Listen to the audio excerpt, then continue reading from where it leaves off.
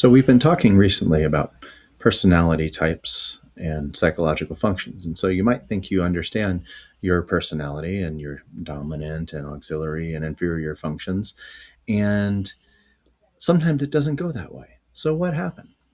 Well, remember, we've also been talking about complexes and archetypes. A complex can totally come in and hijack the show. And it's more likely to happen when we are in our less developed functions.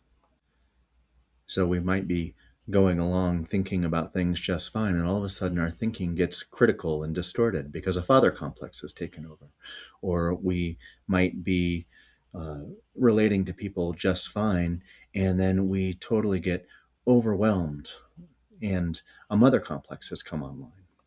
We're standing up in front of a crowd of people to talk, and we've rehearsed our speech many times, and we know the material, but we've locked up because an inferiority complex has taken over. We might lock up and freeze because a trauma complex has come online and we can't feel our body. Jung called this being complexed. Our psychology is literally taken over by these patterns that have been programmed into our psyche through our complexes. And again, remember, they have an archetypal core. I'm going to talk more about what some of the archetypes are that get activated in the functions in the next video.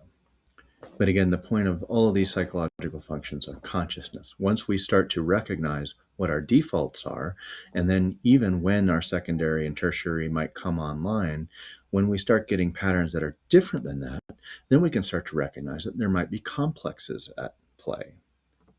And it's not about getting rid of complexes. It's about being more aware if and when they are there so that we can learn to maneuver differently. And then they start hijacking us a little bit less. Be sure to like and subscribe to keep talking about